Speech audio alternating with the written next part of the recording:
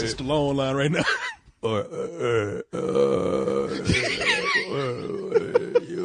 You know what? Don't ever let Stallone narrate your movie. Because you won't know what the fuck is going on. Boy, he's awake, but them lips are falling asleep. No. The right side of his lips, that's the only place that's open for business. The rest of it is closed.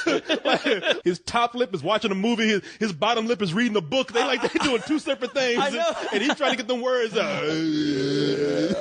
Will somebody open up that door already? Boy, them lips need some WD-40. Yeah, they do.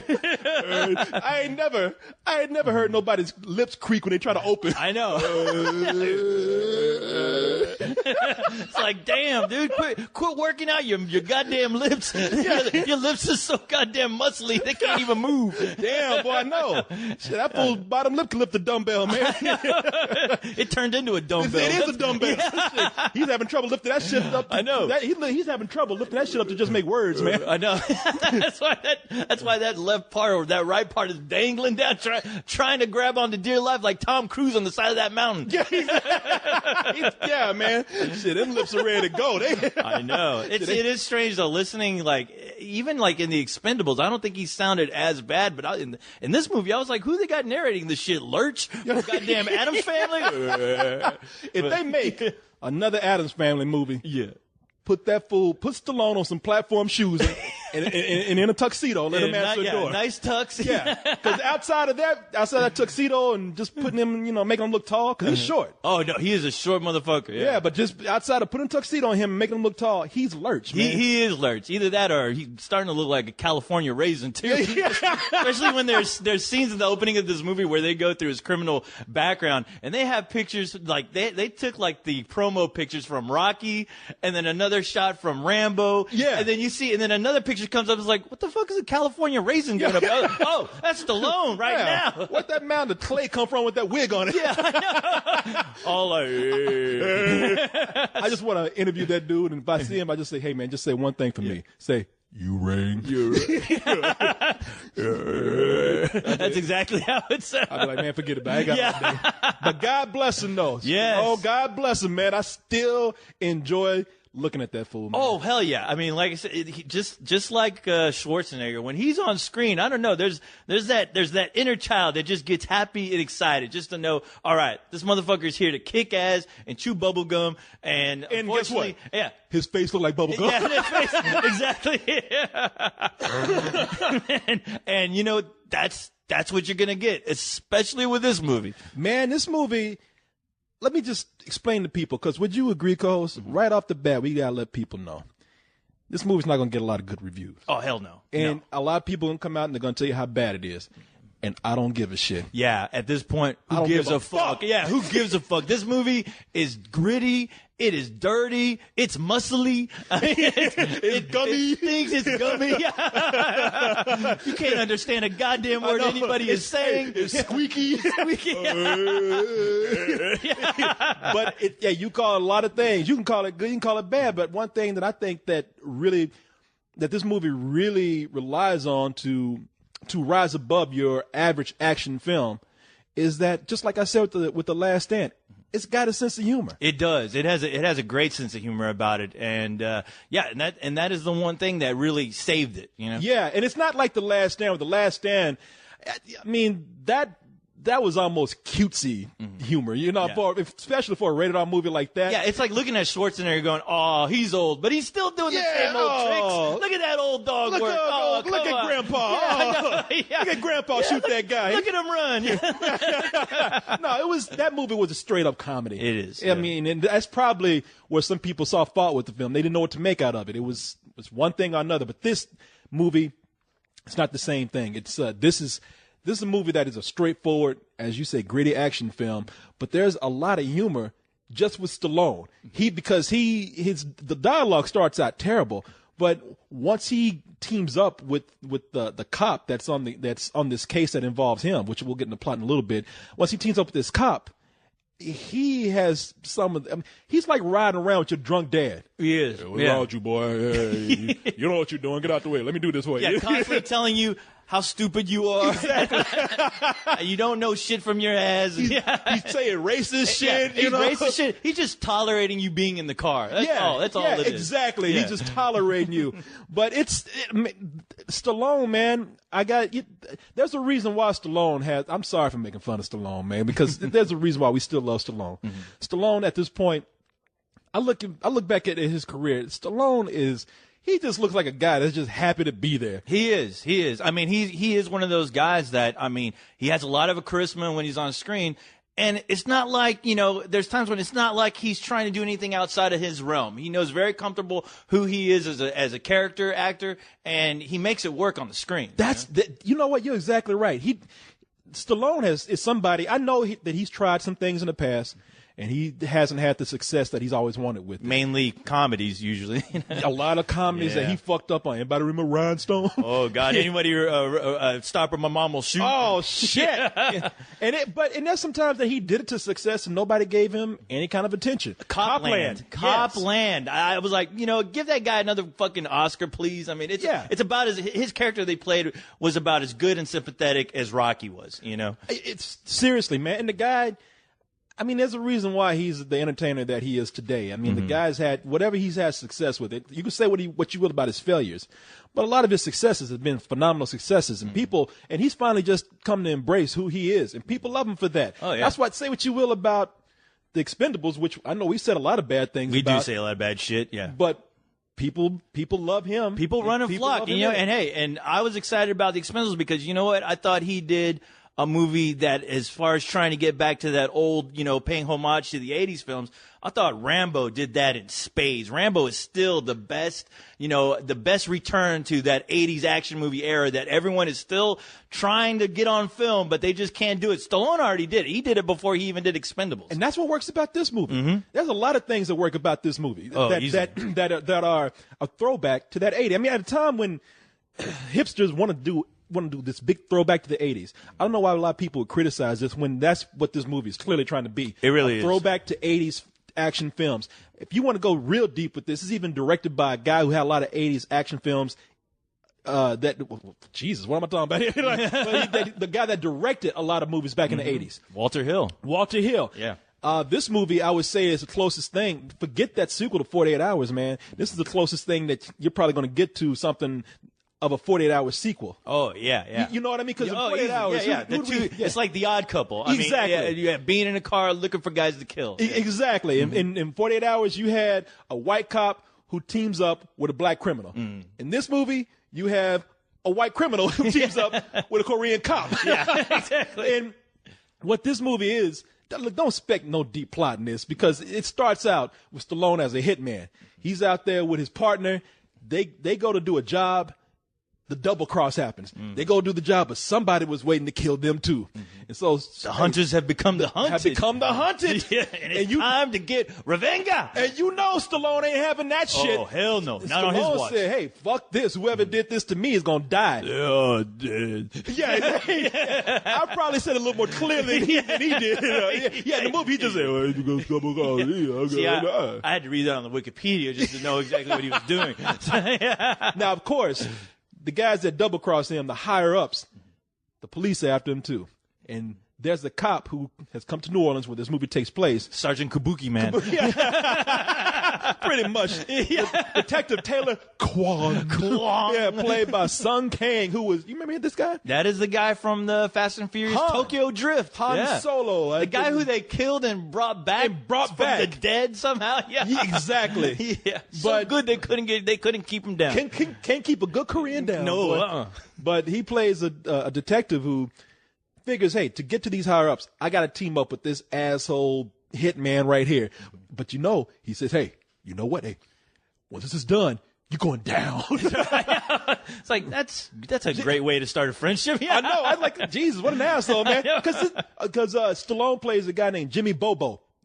Jimmy Bobo. Why the fuck they gave him that? They looked at his face and they're like, what else can we name look this like guy? a Bobo. Yeah, like Bobo. You Bobo. They probably asked him and say, "Hey, Stallone, what you want to name yourself in this movie?" Jimmy Bobo. Just write Bobo down. That's that. He said Maloney, I think. Yeah, but it sounded like Bobo. I said Bobo. Yeah, we got you, man. Yeah, sure. That's it. Yeah. Write Bobo down, man. See, he don't even know. But yeah, so the guy tells him, "Hey, Bobo, you're going down." He keeps doing this to this guy throughout the whole movie. Throughout the whole goddamn Stallone movie. says his ass how many times? Yeah, and I don't get that. I was like, man, what, is Stallone in love with this dude or something? He's just too hot to kill. Yeah. I didn't get it because I was like, wow, I'm waiting for him just to have him at the end of the movie, knock him out cold, and it's like, our business is done. It's done here. Just walk away. Yeah, but I mean, that's the one kind of issue I had with this. Like, man, dude. When are you going to leave this guy fucking alone? He saved your ass. He got his daughter to come in, patch you up, and you're still being a goddamn dick. No. This guy, no. He doesn't look like one of your usual low-life buddies. The cop made the mistake of saving his life. Well, that's a first. All right. Whatever, let's get him in. Wait. What kind of doctor are you? You did a year of med school. It's the best you're going to get. It's not like he stole money from you. Yeah, it's crazy how because Stallone keeps telling him, "I don't give a fuck about cops. Yeah. I'll give it just another cop scumbag." Yeah. And but every time that cop's in danger, that motherfucker's around the corner. Around the corner, just like, saving his ass like Superman. It's like he's like the Lois Lane, to Stallone's Superman. Yeah, I mean, he is. Man. Every time that motherfucker gets himself in a position where he's either captured or about to get killed, boom, Stallone comes is right Stallone there. to the rescue. Yeah, Stallone to the rescue with a I big think ass. there's a part of the story where Stallone had a crush on this guy. Yeah, I know. I think he was like around the corner with his dick in his hand, looking at him. Oh yeah, keep walking. Yeah, Oh yeah. Oh shit, he's in danger. I know. I'll help you, my love. Yeah. Get away from him. Hey, get over here, sweet Jane. I was like, yeah, does this guy look like Stallone's ex-wife or something that was killed in the line of duty? Bring that sweet and sour ass over here. Y'all get some of my kung pao chicken. Because he does talk shit to him. He does. He talks a lot of shit. He which talks is a lot of great. shit. That's where the great comedy comes. Oh from. yeah. I don't know if he's talking shit to because but a lot of people go see this movie. I don't know a lot of them gonna be Asian. Yeah. Apparently, they were trying to get an Asian audience into this movie because you know who that character was supposed to be played by? He was supposed to be played by a white dude by the name of. It wasn't Jason Statham. McLovin. Oh, what? No, I'm about to say, what the shit? Pee Wee Herman. Pee Wee Herman. God damn. No, it was going to be Thomas Jane. Oh, that's right. Somebody said, you can't put the Punisher up. Yeah, I against know. Stallone. What kind of those two will explode on screen. Yeah. That shit happens. You The audience crazy? will explode with that. You better put an Asian man in that Yeah, shit. you better put in a little bitch. Yeah, that can take these jokes. I don't see Thomas Jane laughing at any of these jokes. When he reads that script, he's like, what the fuck? No, It's supposed to you put me in this movie to look like a bitch? Apparently, Joel Silver thought that, well, we need a more diverse audience, so we need to add a non-white guy in this. We need to get more Koreans in here. You know who don't see enough action movies? Koreans. Yeah, he said. I don't know about we that. Need You more see- ethnic people in here, and usually when I think ethnic, I'm like, you mean black, right? That's what I'm thinking too. I know. And I'm sure that's what everybody thought too. They thought like, okay, what are you talking about? Will Smith? Yeah. I know. That's No. unless Stallone went and told the director, "Is there one boy?" Yeah. I think he said Koreans. Yeah, is that what he wants? That's probably what happened. They probably said, Stallone, who do you want to be your sidekick in this? Sean Kang. I think he's just some Asian guy. I know, an Asian guy. Oh, I thought he said Sean Connery. But I was like, what? I got you. Get an Asian guy. Yeah. Yeah, but this movie is it's such a throwback to the 80s, to that thing where the movie gets deeper as they try to find out who the higher ups are, who the real powerful people are behind the scenes. Yeah. And the more you get into it, the more. Did you notice how as the story got more complex, the dumber it got? Oh yeah, the point you didn't even give a fuck. Yeah, especially when you found out that the main villain was Lex Luthor, trying to do his real estate scheme. You're like, That's what it was. Okay. It's always some real estate scheme. Yeah. It's like, goddamn, can't you just flip property like everybody else? I know, yeah. Like, can't you do it like the easy way where you can't get in trouble? I mean, you have money. I mean, it's not like that's an issue. I mean, yeah, come on. Goddamn, can't you just go work for a real estate agent like everybody else? I know. You know? Yeah. Hey, State Farm is there and got 20, whatever, what the hell, 21st century, whatever. And I love how the powers that be behind the scenes say, you're right. They made it sound like it was some. That when you didn't know what it was, they tried to make it sound like, oh, this is something that goes all the way up to the government. Oh, yeah. But when you get to it, it's like, this guy just wants to buy the ghetto and put in some condominiums. Yeah, I know. This goes all the way to the top, to the president. Hey, man, we do this every day in Austin without killing people. I know. It's like, damn, it must be hard to do shit in New Orleans. Brother, it's called gentrification, not genocide. Yeah, I know. It's like, hey, give it some time. They'll get another goddamn tsunami or something. Yeah. And it's funny because they got people in this movie, again, throwback to the 80s, because who's one of the powerful guys behind the scene here? Christian Slater. Oh, yeah. He's like some city official who's playing himself, by the way. Drunk, mumbling, just retard. Still doing that Jack Nicholson impression. Oh, yeah. Hey, boy. You know, I don't know what Wait that a minute. was. Who's that? That sounds like that gangster. What's his name? Hey, boys. Hey, boys. Remember me? I love how I turned Christian Slater, Edward G. Robinson. Edward G. Robinson. Hey, We're going to let you go all the way to the top, see? But no, do you notice that whenever he came on the screen, like Christian Slater, he's been doing some cool things. Yeah, he has. But he's had somewhat of a resurgence, yeah. Yeah, but we still laugh when he comes on the screen. Because he always looks fucked up. He looks drunk as hell. He does. And it's not like it doesn't look like he's acting. It looks like he's really fucked up. And you can't help but laugh at this little guy who seems to be like, oh man, ain't nobody gonna fuck with me. I know. And then Stallone comes in, oh shit. Oh, and just knocks the fuck out of it. And it's funny because they make that guy so slimy that he likes to throw parties, and like these great grand Mardi Gras parties where there's just naked women walking around. Yeah. Like it's you thought Eyes Wide Shut was crazy. This guy, he said, fuck that. I'm doing this shit out in the open. Ain't no secret society shit going on here. I'm inviting everybody. He goes down the street. Hey, there's naked chicks in here. Who wants to come in? Who wants to party? Yeah. Party, pizza party. Booty party. I know. That was the other hilarious thing. I was like, wow, they're not checking for invites. That's why all the cops and the drug lords are coming That's in. how much this movie doesn't care about story. Yeah. It's that every detail, this movie, now people going to jump on our ass about loopholes when we're talking about that warm bodies and stuff. Oh, man, y'all nitpicking. Look. You can't nitpick at something like this because there's tons of fucking plot holes in this, and they don't give a shit. No, it's like Swiss cheese. I mean, sure there are a lot of holes, but it still tastes good. Oh yeah. If you're Stallone in New Orleans, you can just walk up in a party, kidnap somebody, take them to your house, and shoot them to death, and not have to suffer anything. You just walk out like nothing. You can blow up a fucking house. No cops. No come cops. out. Yeah, cops don't exist in New Orleans. You can blow up some cars. Nobody really in New Orleans. It's a free fall like this movie is. It's just like, hey, this movie says, fuck this story. Yeah. I'm telling you right now, we're introducing some story here because otherwise we wouldn't have a movie. But once it gets going, we don't give a fuck. This movie's about Stallone beating up his sidekick right here, making some racist jokes to this Korean, blowing up things, shooting people, beating people to a pulp. And if you don't like it, it's not for you. If you don't like it, fuck off. Yeah, exactly. But, I mean, and that's what I dig about it. They just don't give a fuck, and they're making the movie they want to make. It's gritty, it's dirty, it's offensive. And you know what? There's times when I watch an action movie where I want that. You know, I really do. I mean, and it's not, but I have to admit though, it's not one of those things where it is like glaring at you in the face going, look, we don't give a shit about plots or structure or anything. No. Because the thing is, it seems like everyone else they're taking the material very seriously.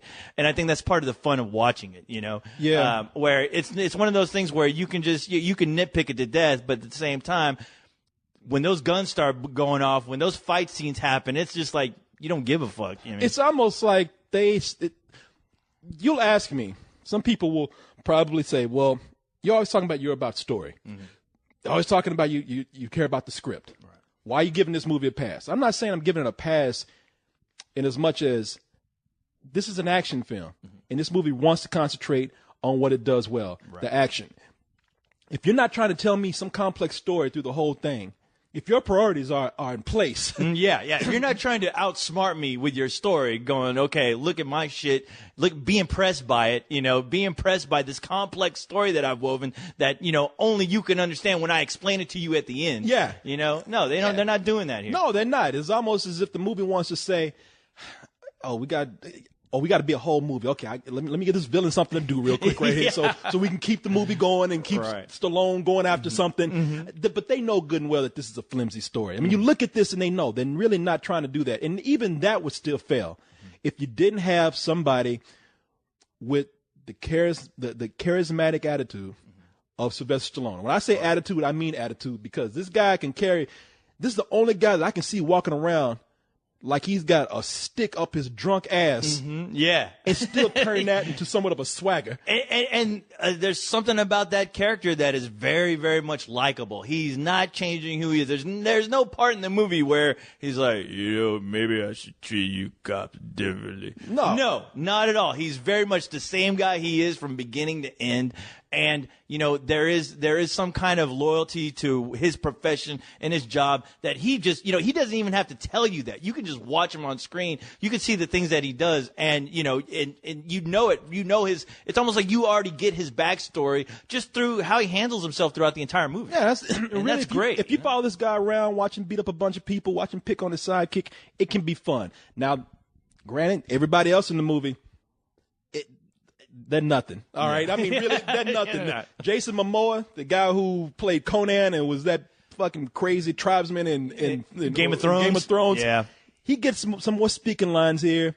I know you saying he was bad. I don't think he's a bad actor, but really, this character in the movie is just a force. That's all. He's just a bad guy because they need a big bad guy. He is. They treat him like a force of nature. My only problem is that, they had him pretty much be a Terminator at the beginning of this movie.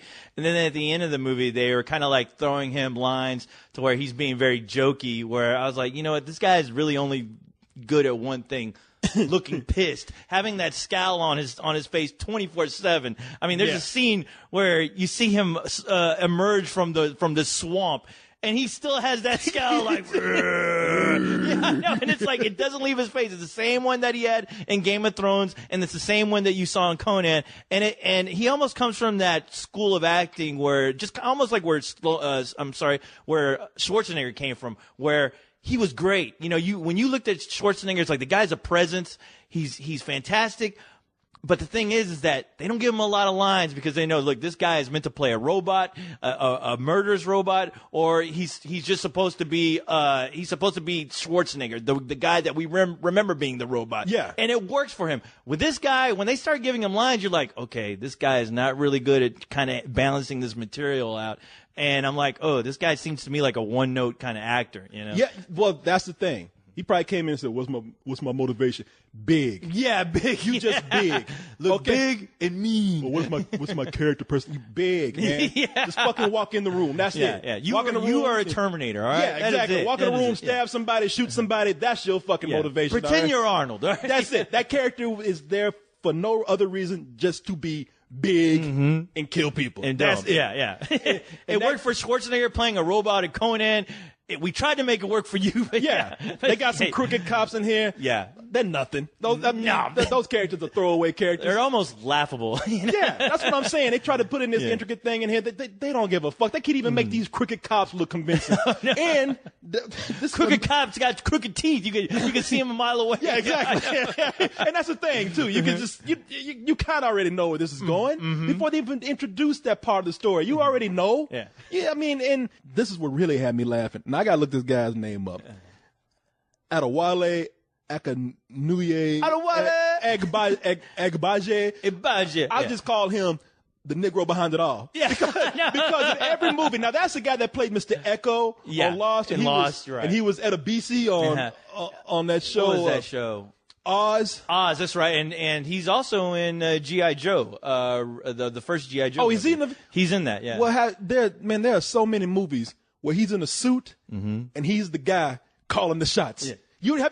How many movies have we seen him in so far where he's in a suit and he's like, please take care of this for me. Yeah, I know. Do not fail me. Yeah, well, he's the guy they got playing Lex Luthor in this. I mean, exactly. It's like, man, he is Lex Luthor. Make no joke about it. Yeah, he's a bald black Lex Luthor, man, in this. And what was he in? He was in Get Rich or Die Trying, where he played Negro behind the scenes in a suit. In the suit. Hey, he looks good in a suit. Yeah, that movie, Killer Elite, Negro in a suit. Oh, yeah. Behind the scenes. Jason Statham is going, hey, man, that's my gig. Yeah, exactly.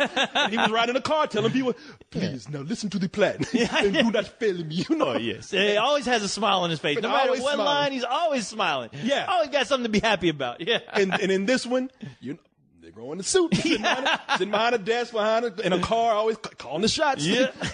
Please, Please, kill everybody. He has become a nuisance to me. I know. And that's the guy that you want. Dispose of him. Yeah, dispose of him. All heroes die. I'm sorry. You sound like Dracula now when I did And just grinning in this fucking movie, man. He is, yeah. And that's the kind of fun thing about this guy. He's so confident. And that's what I love. I love villains that just don't give a shit and they're confident about what they're doing. They think they're completely untouchable and it works. It really does work for this guy. Especially when they get their comeuppance and they got to. Oh, yeah. Because listen, it's a very shallow role. He plays his villain over the top, but because he plays it in such a condescending way, because the guy has such a condescending attitude towards his lackeys, even Jason Momoa, if I want your opinion, I'll buy you a brain. That was the best. That was the best part of the movie right there. And just that look on Jason Momoa's face where he's like, motherfucker. And whenever he gets it, and you know he's gonna get it. Oh yeah. Look, you might have been laughing at him before, but it feels so good to see him after fucking swallow that fucking smirk. Yeah, I know. You want to see them like reach in and take that smile and shove it up his ass at the end of the movie. That's what you want. Crying like a bitch in there. And it's small details like that which make this, it makes this movie work. And it's a well-oiled machine that knows what it's doing. And like with any well-oiled machine, I was having a fucking blast. Exactly. I mean, they do. They. I would say this movie even does dumb things just to amuse you. I mean, you get somebody right there at gunpoint. You get the hero of the film at gunpoint. And what do you want to do? Oh, I'm going to put the gun down. Hey, let's fight with axes. How fucking dumb can you be? And even the fact that they have the character realize how dumb this is. Like, well, what the hell? What are we, gladiators? What are we, Vikings? I'm thinking the same thing. Like, really? You got a clean shot right there. You're just going to, just drag this shit out. But just so it look cool so you can fight with some axes. Yeah. And I'm just like, yeah, I'll play with you. Yeah. This is stupid, but I'll go and it's fun, when they do that kind of shit. But it's still fun. Yeah. I mean, again, if you didn't have the attitude of Sylvester Stallone sitting up there, even there's times in the movies where he's even looking around him and saying, look, I know this is stupid. Okay. I'm thinking this is stupid. Looking right at the camera. Just stick with me, okay? I'll give you some. I'll entertain you. Just ignore this shit. Just stick with me. How about this? How about I never give you a single slow moment in this film at all? How about that? Yes, that's another thing. We don't deal with a lot of slow motion. People, I can't stress how much to you that this really is an '80s flick. An '80s flick. It is. Look, if you want to treat it like the '80s flicks that you see today and watch it on TV, I don't blame you. Whatever, but I know. If I was to go see this again with you, maybe by myself wouldn't be as fun. But people, if you go with some friends and watch this at a matinee, shit, even if you would have paid, I'm giving it a matinee, but because that's just the grade. I'm giving it a matinee because, look, there's something to be said about a movie. You can only not give a fuck so much before right. You can't use that as an excuse through the whole film.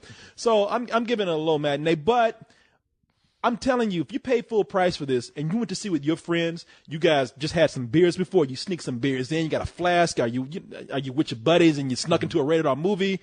It's cool. The movie has tons of nudity in it, especially with it's blood, a lot of nudity. Oh, yeah. And who's the Sarah is it Sarah Shahi? who plays Stallone's daughter. In this. I've never seen her before in a movie, so yeah, she's she- new to me. But she's she hot. and she gets naked. And she gets naked. Yeah, Again, she looks hey, great. Hey, baby, 80s movie. Yeah, hey. You better pull them titties out. Time for them shiny titties. Yeah, I'm blaring Hey. through. I love it. Hey, and Mr. Ass, you ain't too far behind. All right? It would have been perfect if her titties were shooting out bullets. I mean, at the screen. Perfect. That's the only thing that's Better than missing. sex. Low